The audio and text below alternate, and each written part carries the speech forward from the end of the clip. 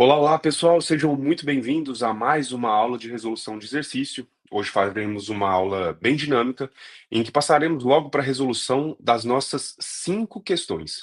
Lembrando que, novamente, vamos fazer questões relacionadas ao primeiro substrato do crime, que é o fato típico, para a gente poder rever todo aquele conteúdo, já estudar novas matérias, novos pontos, né, dessa matéria em específico ali da teoria do crime, para a gente poder realmente avançar e conseguir, de fato, terminar de ver todo o direito penal, parte geral, tá certo?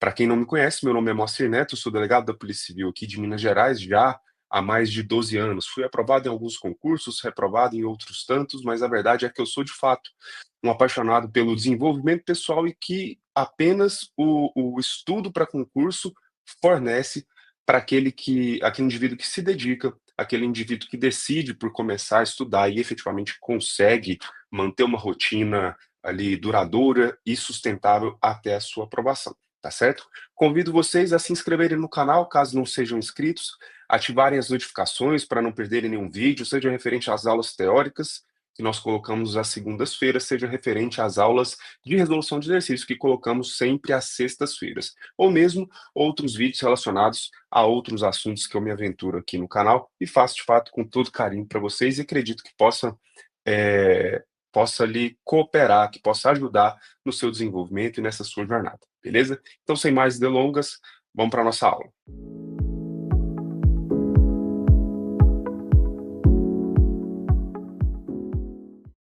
Pessoal, como eu já adiantei aqui a nossa nona aula, temos então 5 questões objetivas para a gente poder vencer nessa aula e vamos começar logo com a primeira, que caiu no Exame Nacional da Magistratura, agora do ano passado, de 2024.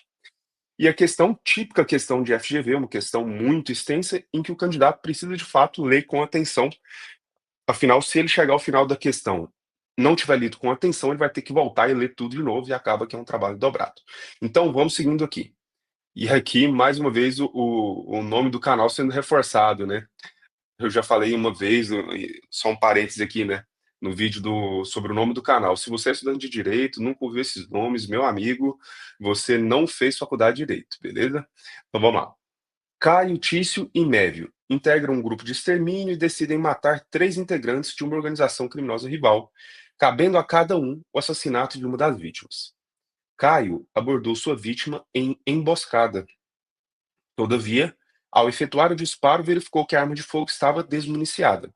Então a gente já consegue visualizar aqui um crime impossível por absoluta impropriedade do meio, né? A arma desmuniciada ela era incapaz de ceifar a vida da vítima dessa forma. Cício efetuou um disparo de arma de fogo no tórax da vítima, que era seu alvo. Porém, ao ver o homem agonizando e chamando por seus filhos, se compadeceu e o levou ao hospital. O esforço foi, contudo, em vão. Então não há que se falar, né, em arrependimento posterior, em desistência voluntária, arrependimento posterior, arrependimento eficaz, né? Nada disso. O esforço foi em vão, tendo em vista que a vítima faleceu na mesa de cirurgia em decorrência da hemorragia. Por fim, Mévio rendeu sua vítima, apontando a arma de fogo para a cabeça. Nesse íntere, a vítima propôs a Mévio o pagamento de R$ 50.000. E aqui é um detalhe importante, pessoal, que a gente precisa ficar atento.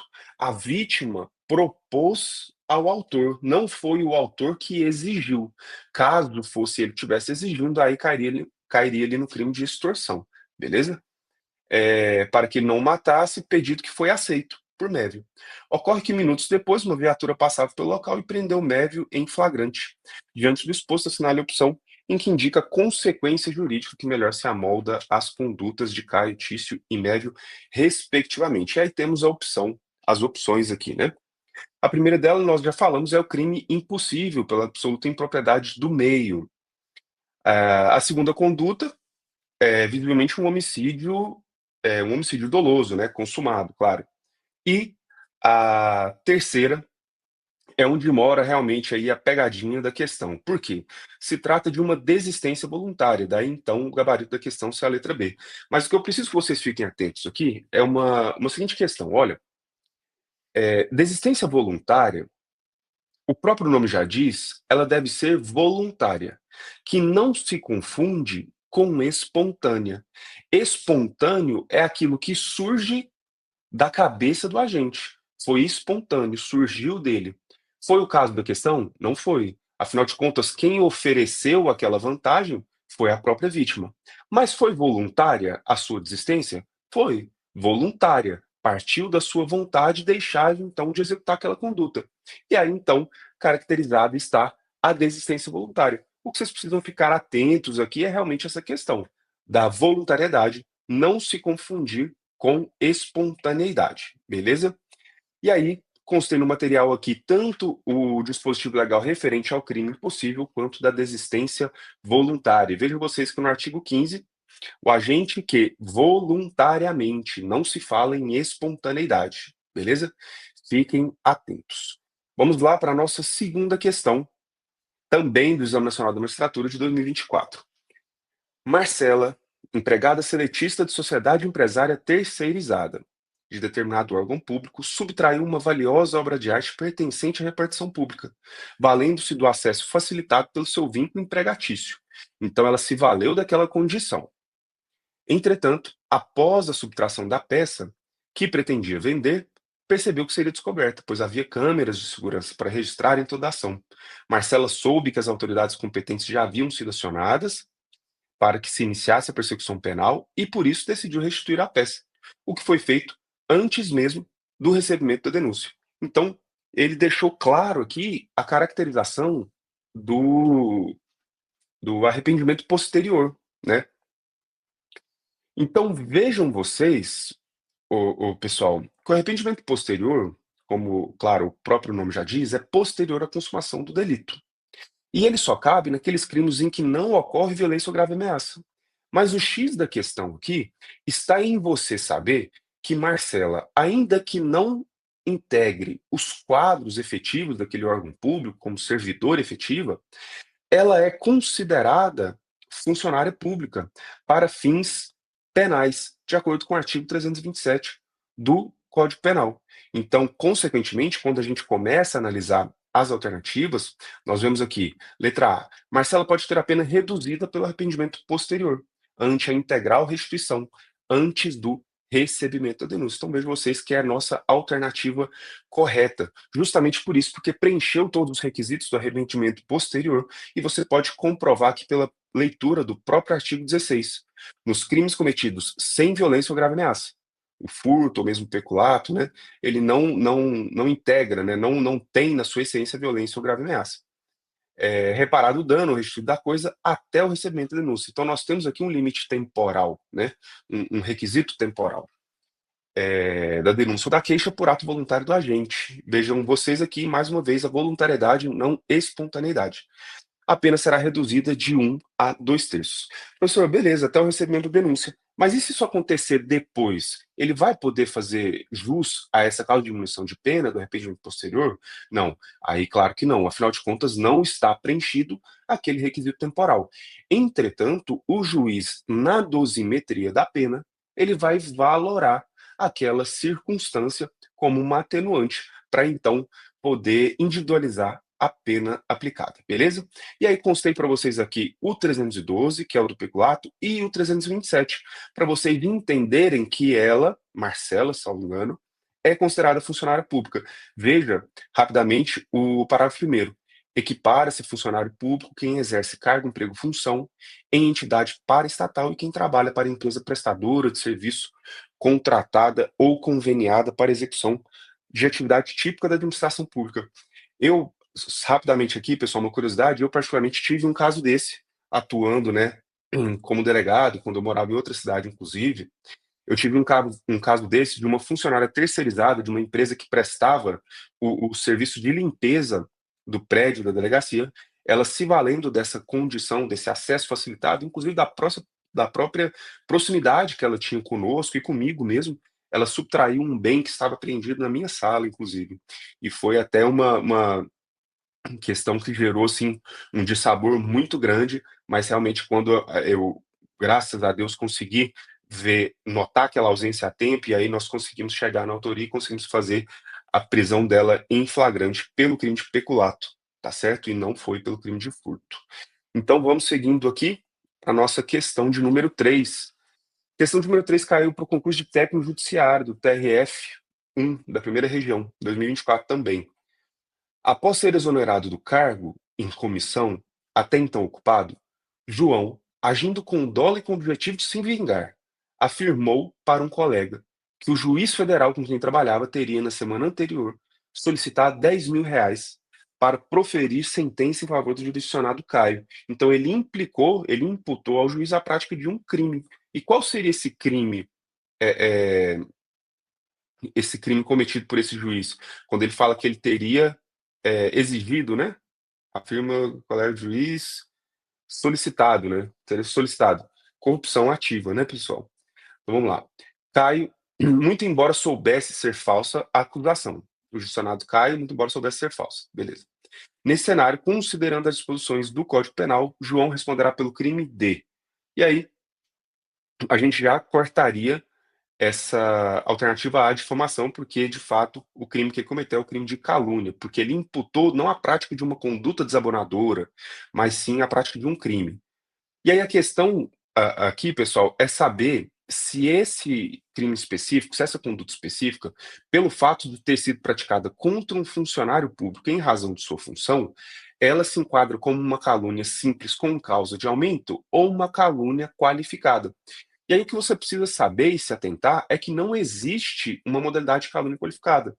E aí a nossa alternativa correta seria então a letra B, a calúnia simples com incidência de uma causa de aumento de pena, por ter sido praticado contra funcionário público em razão de sua função.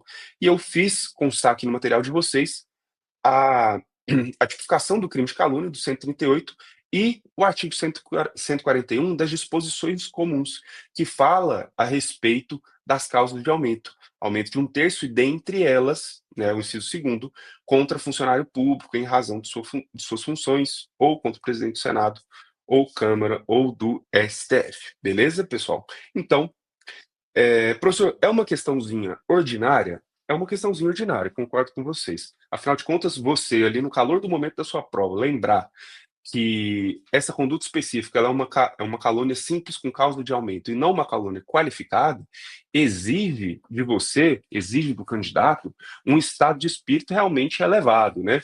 E é por isso, pessoal, que eu, né, prego veementemente a necessidade aí de vocês de resolverem, né, questões realmente à exaustão, porque é o tipo de questão, pessoal, é o tipo de indagação que você só vai se deparar quando você estiver fazendo uma questão, que aí você vai se voltar para aquele detalhe, e aí então aquilo vai entrando no seu subconsciente, ainda que você não lembre ali de plano, não consiga falar assim, olha, não, é artigo tal, inciso tal, às vezes vai estar lá no seu subconsciente, né, no seu inconsciente, e você olha para aquelas assertivas e fala assim, nossa senhora, isso aqui tem cara de letra B.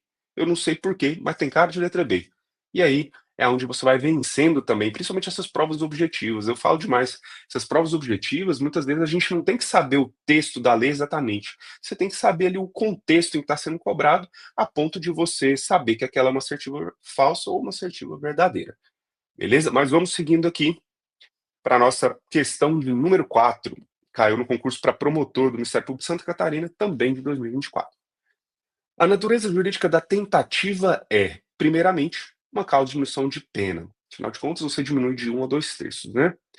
Do ponto de vista normativo, trata-se de norma de adequação típica. O que é uma norma de adequação típica, pessoal? Ela é entendida também como uma norma de extensão. Por quê? Porque não existe um tipo penal específico para a tentativa de furto, por exemplo. O artigo 155 fala subtrair para si ou para outro e coisa alheia móvel. Ele não fala tentar subtrair para si ou para outro em coisa alheia móvel. Isso significa dizer que aquele indivíduo que tentou praticar aquele crime e não conseguiu, ele vai ser absolvido porque não houve tipicidade da conduta? Óbvio que não. Por quê? Porque para fazer a adequada subsunção do fato à norma, nós utilizaremos, nesse caso, a norma de extensão da tentativa, o artigo 14, inciso 2º do Código Penal, que ele fala que o crime tentado será punido com as mesmas penas do consumado, com uma causa de diminuição de 1 a 2/3. E aí, por isso que até então, essa assertiva ela está correta, porque ela é de fato uma norma de adequação típica. Aí continuamos. O problema central da tentativa é justamente a separação entre atos preparatórios, que em regra são impunes, né, e atos de execução que, né, de fato são puníveis. A questão está falando o seguinte, olha, o grande problema do aplicador do direito é ele saber até onde vai o ato preparatório, onde ele termina e onde começa a execução. Porque se o indivíduo parou nos atos preparatórios, não há que se falar em punição. Agora, se ele adentrou nos atos executórios e não consumou seu intento, aí se fala em tentativa. Eventualmente consumando, aí crime consumado, né? Até então, a questão falou isso, basicamente. Aí ela termina até aí totalmente correto, né? Mas ele vai e escorrega na saída. Para a chamada teoria subjetiva, são atos de execução aqueles que representam o início da realização dos elementos do tipo. Pessoal, sejamos sinceros, né? Ainda que você não soubesse a respeito das teorias, teorias objetivas, teorias subjetivas, objetivo formal, objetivo material, material individual, enfim, ainda que você não soubesse disso, dava para sair do outro lado dessa questão. Por quê? Porque uma vez que ele fala teoria subjetiva, isso tem que te remeter à intenção do agente. E se você pensa teoria subjetiva, olha, se é uma teoria subjetiva e vai depender da intenção do agente, significa que aquele indivíduo que ele praticou determinada conduta, pouco interessa se ele consumou ou não. Porque a partir do momento que ele quis praticar, aliás, não, pouco interessa se ele entrou ou não em atos de execução. Porque a partir do momento que ele quis cometer aquele crime e não o fez por uma outra circunstância, aí ele deve ser punido pela tentativa daquele crime. Essa é a ideia da teoria subjetiva, perdão. Por isso que essa assertiva ela está errada, e aí trouxe para vocês aqui listadas, né, e vou passar rapidamente a respeito dessas teorias. Teoria subjetiva, teoria objetiva e as suas subespécies, né, a respeito da diferenciação do que seria entendido como atos preparatórios e o que seriam entendidos como atos executórios. A primeira teoria delas a gente já matou, essa teoria subjetiva, nós já falamos. Agora, teoria objetiva. A teoria objetiva ela se relaciona com a prática dos atos que estão descritos no núcleo do tipo penal, ou seja, na descrição lá no tipo penal. Artigo 121, matar alguém. Então, se a pessoa ingressa naquela conduta de matar, aí efetivamente ela está cometendo o delito e vai ser punida pela tentativa se não consumá-lo. Até aí tudo bem. Aí só que ela se divide em 4 subespécies. Teoria da hostilidade ao bem jurídico. Rapidamente passando aqui, pessoal, afinal de contas, o nosso intuito aqui é apenas revisar e não estudar. Vocês, caso entendam necessários, vocês procurem um material para poder dar uma revisada nessas teorias, mas rapidamente passando, é o seguinte: a teoria da hostilidade do bem jurídico fala o seguinte, olha, aquele indivíduo ele vai ser punido, na sua forma tentada, pela prática dos atos executórios, ou seja, quando ele ingressa na prática dos atos núcleo daquele tipo penal, mas também aqueles atos imediatamente anteriores que colocam em risco aquele bem jurídico, que hostilizam aquele bem jurídico. Então, se ele pratica condutas que não estão descritas no núcleo do tipo, do núcleo no tipo, mas são condutas exatamente anteriores àquela prática e que já colocam aquele bem jurídico em risco, aí então ele já entrou na execução do crime e vai ser punido com a tentativa. É o exemplo daquele indivíduo que ele tem o intuito de assaltar a vítima e ele se coloca ali à espera em uma esquina em que a vítima vai passar. Ele se colocar ali à espera é um ato de execução ou é um ato preparatório, por assim dizer? Olha, é um ato imediatamente anterior. Então ele já está esperando, ele já está colocando em risco aquele bem jurídico, aí a gente já fala em tentativa. A ideia é mais ou menos essa.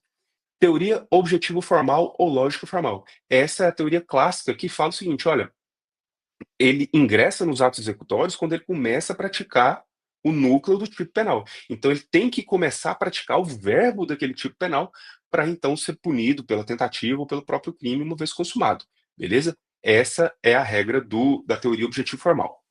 Teoria objetivo material também tenta antecipar a punição antes desses atos referentes às condutas do núcleo do verbo. mas sob a ótica de um terceiro observador. É como se um terceiro observador estivesse olhando aquela dinâmica entre o agente, né, o autor daquele crime e a vítima, e tudo que aquele observador olhar que o agente está fazendo, que o autor está fazendo, que seja anterior à prática do verbo, do núcleo, mas que já dá a intenção, né, já mostra ali visível a sua intenção de consumar aquele crime, ele já teria ali entrado, na execução propriamente dito, e aí poderia ser punido pela tentativa daquele crime. Já a teoria objetivo individual é exatamente o contrário. Ela também busca antecipar essa punição, punindo também aqueles atos anteriores à prática do núcleo, mas sob a ótica do indivíduo, daquele agente que está praticando a conduta. É o exemplo clássico daquele indivíduo que fala assim: "Olha, vou pular o muro dessa casa aqui, para eu poder ver se tem alguma coisa para eu furtar". Aí ele vai lá, pula. Percebam vocês que no momento que ele pula para o quintal daquela casa, ele não tem a intenção de furtar. Ele pulou para ver se tem alguma coisa de interesse. E a partir daquele momento que ele pula, ele olha, decide que não tem e volta, ele vai responder então, por exemplo, pelo crime de violação de domicílio. Isso sob a ótica individual. Percebam vocês que nesse caso específico, sob a ótica de um terceiro observador, pode muito bem para aquele terceiro falar assim: "Olha, aquele indivíduo pulou naquela casa, ele já está com o intuito de furtar aquela residência, senão ele não tinha o que fazer lá dentro. Então ele já ingressou na execução daquele tipo penal, ele não vai responder por violação de domicílio. Ele vai responder sim por furto. E se ele não consumou, por furto tentado. Lembrando que nesse caso específico, o furto absorveria a violação de domicílio. Perceberam vocês, então, a diferença entre a teoria objetivo formal, sob a perspectiva de um terceiro observador, e da teoria objetivo individual, sobre a perspectiva daquele indivíduo que está cometendo? Agora, professor, qual que é a adotada? Ó, sinceramente, não há um consenso, né? A doutrina e a própria jurisprudência tem vários precedentes, inclusive do STJ, que apontam a prevalência da teoria objetivo formal, porque ela é mais segura, por assim dizer, né? Pensando ali numa visão mais favorável ao réu, por assim dizer, né? Mas, enfim, não há de fato um consenso. O que você precisa é saber dessas teorias para poder desenvolver, inclusive em provas e questões dissertativas ou mesmo numa prova oral, que já já os senhores e senhoras estarão fazendo, né, pessoal? Então vamos lá. E por fim, pessoal, a nossa questão de número 5 caiu também no concurso para promotor no Ministério Público de Santa Catarina 2024. Marcos, com o dolo de matar, ministra dose letal de veneno no suco de margarida. No entanto, antes que a substância produzisse o efeito esperado, Margarida é atacada por um leão e morre em razão do ataque do animal. Percebam vocês que a morte dela nada teve a ver com a conduta empregada por Marcos. Nessa situação hipotética, Marcos deverá responder por tentativa de homicídio. A assertiva está correta, né, pessoal? E aí, aqui entra aquela discussão, aquele ponto da matéria que muitos concurseiros têm um certo receio. Por quê? Porque divide basicamente em o assunto aqui é concausas. E as concausas são absolutamente independentes, ou seja, aquelas causas que nada tem a ver com aquela conduta empregada pelo agente, né, com aquele resultado obtido, e as concausas relativamente independentes, que são aquelas, como o próprio nome já diz, que têm uma certa relação de causalidade entre a conduta e o resultado. Só que, para não facilitar a vida, dentre cada uma dessas, com causas absolutas e relativamente independentes, nós temos as pré-existentes, aquelas que existiam antes da conduta, as concomitantes, que se dão naquele mesmo momento, e as posteriores. E aí o concurseiro ele se vê realmente num emaranhado de coisas, é com causa, é absolutamente independente, ela é pré-existente, ela é concomitante, ela é posterior, enfim, e aí começa aquele embaralhado todo. Então eu separei para vocês, pessoal, uma tabelinha para auxiliá-los no estudo, principalmente pensando pontualmente numa revisão pré-prova, em véspera de prova. Olha só, com causas absolutamente independentes. O que que eu quero que vocês tenham em mente de forma prática e direta para a prova de vocês? Olha, falou em concausa, ela é absolutamente independente? não importa a espécie, sempre será punido na forma tentada. Então, nesse caso específico, ele ministrou o veneno. O leão ter atacado e matado a vítima, tem alguma relação com o veneno? Não tem. Pô, então é uma concausa absolutamente independente. Não interessa se é pré-existente, concomitante ou superveniente, posterior. Vai ser punido na forma tentada. Claro, porque aí leva-se em conta a intenção do agente, o dolo do agente. E vejam vocês que, sendo absolutamente independente, o resultado que ele queria, que ele planejava, não se consumou por circunstâncias alheias à sua vontade. E qual foi a circunstância alheia à vontade do agente nesse caso específico? Foi o bendito do leão que matou a mulher antes. Então, nesse caso, ele vai responder pela sua conduta tentativa de homicídio. Agora, com causas relativamente independentes pré-existente, concomitante e superveniente. Aqui eu vou dar um pouco mais de atenção e preciso que vocês fiquem atentos aqui, prestem atenção.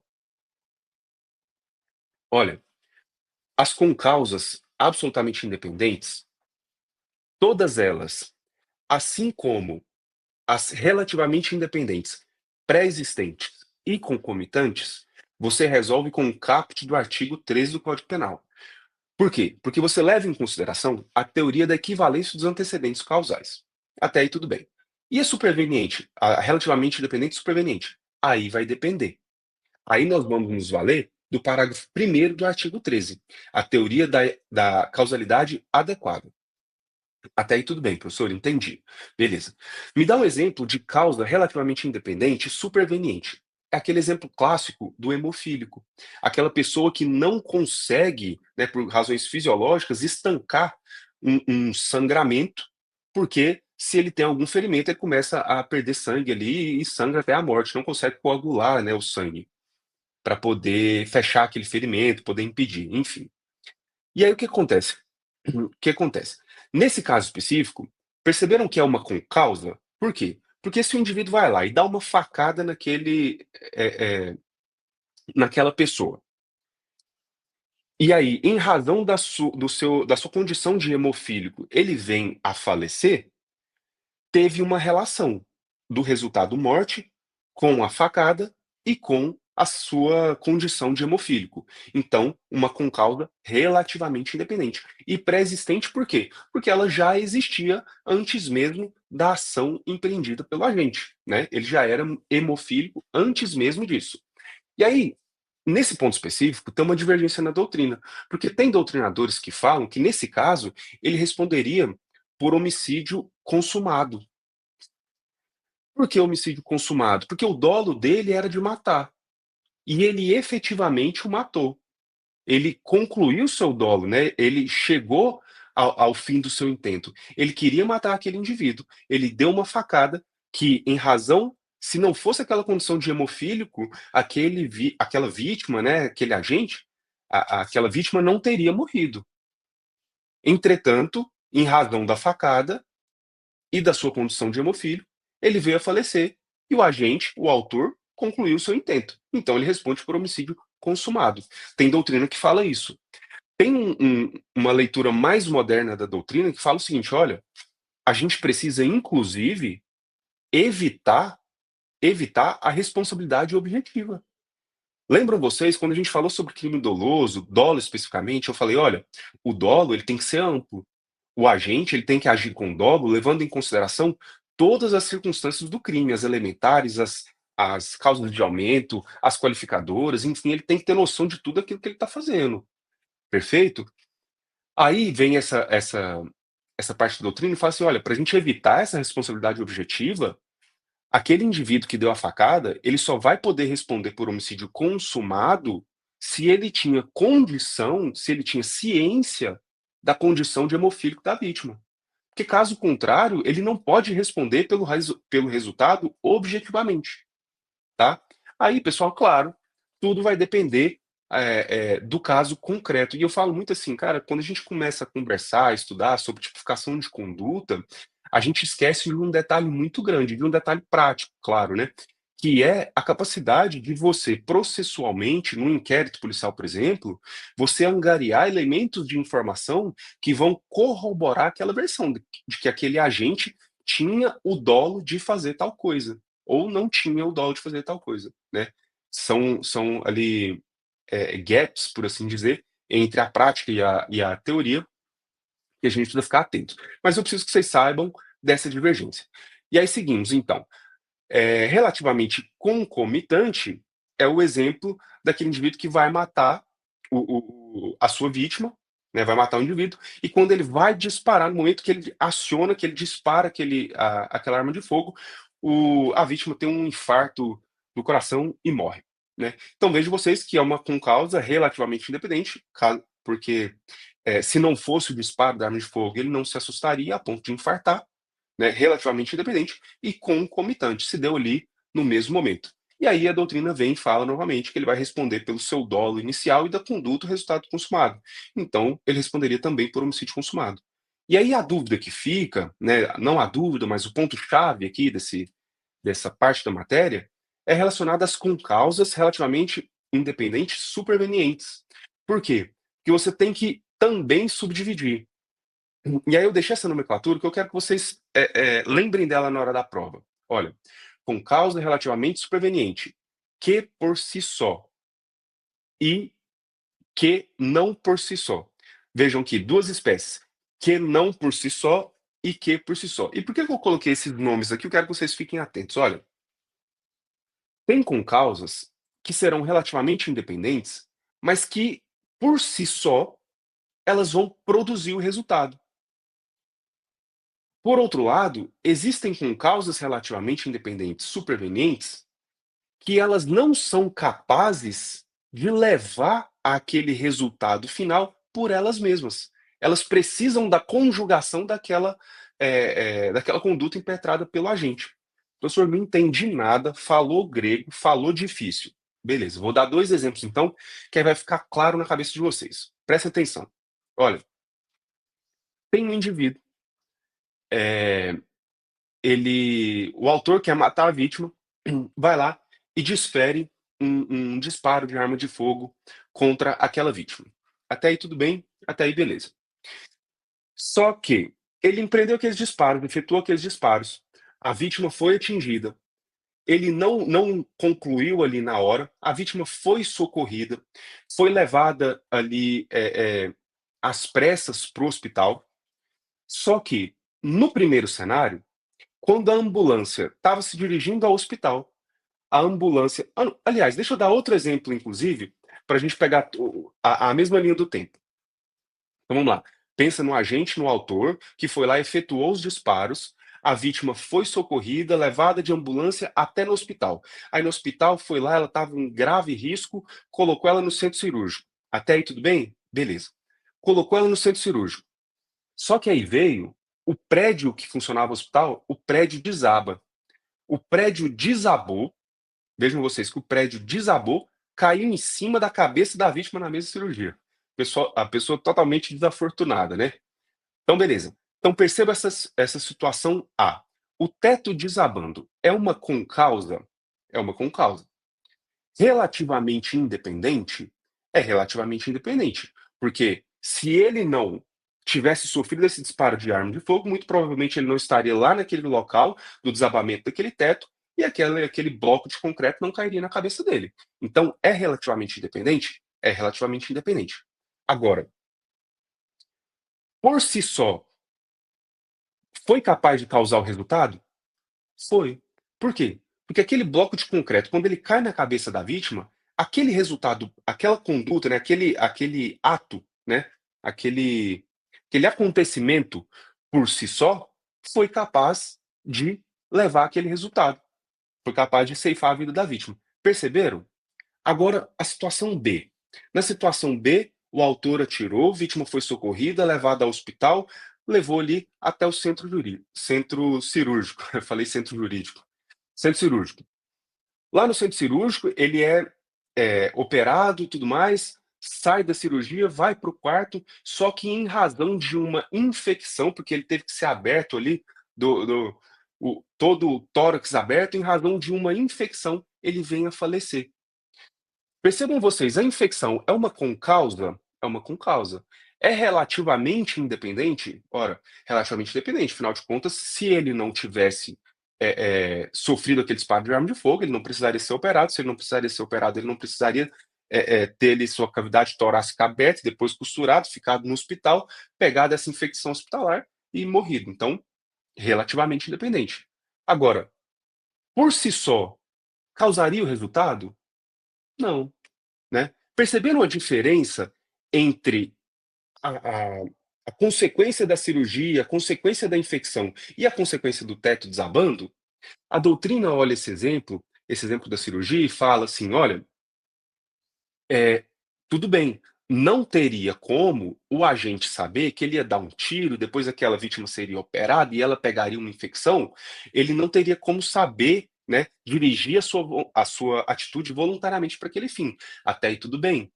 Mas tá dentro do desdobramento, tá dentro da linha de desdobramento previsível, uma pessoa que toma um tiro pode ser operada em razão da cirurgia sofrer uma infecção e vir a falecer. A doutrina entende dessa forma também o erro médico. Quando fala do erro médico, fala-se também que nesse caso essa concausa seria uma concausa relativamente independente, superveniente, que não, por si só, produziu resultado. A doutrina entende da mesma forma. É bem diferente daquele hospital que pega fogo, daquele hospital que desaba o teto na cabeça da vítima. Entenderam? E aí, voltando aqui para o material, vocês depois deem uma olhada, inclusive, no texto legal, né, falando ali do artigo 13, parágrafo 1º, vocês verão que quando a concausa relativamente independente, superveniente, ela por si só produziu resultado, o resultado não vai ser imputado ao agente, tá? O resultado não vai ser, desculpa, passei o slide aqui, né? O resultado não vai ser imputado ao agente e ele responde apenas pelos atos até então praticados. Nesse caso específico, ele responderia pela tentativa de homicídio, por exemplo. Agora, quando aquela concausa não produziu resultado por si só, aí ele responde pelo crime consumado, beleza? Eu sei, pessoal, que essa parte da matéria é uma parte um pouco truncada, até queria deixar essa aula um pouco mais curta, mas em razão da complexidade desse assunto, eu preferi me alongar um pouco mais. Espero que tenha ficado claro para vocês. Mais uma vez, deixe aqui meu convite para vocês, deixarem nos comentários qualquer dúvida, qualquer sugestão, qualquer crítica.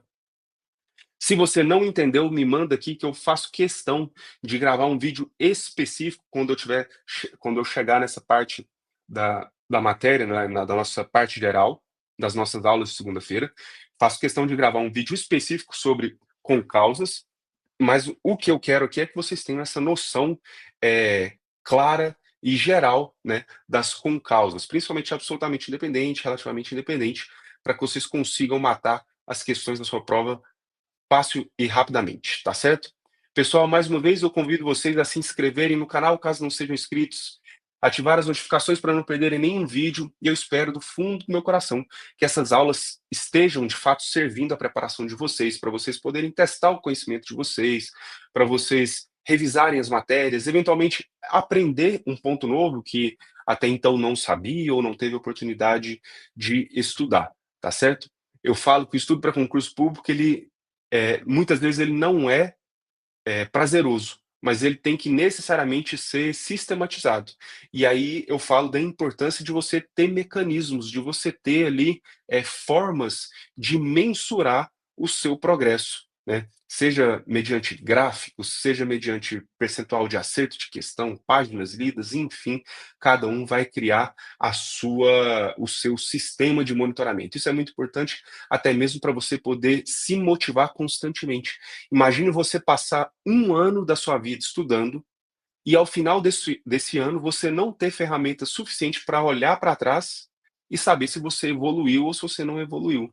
E isso é muito comum, pessoal. Tem muita gente que estuda e às vezes está estudando de maneira errada e a pessoa está, na verdade, involuindo, está ali caindo de produtividade nas provas. Por isso que é tão importante você acompanhar seus progressos, tá certo?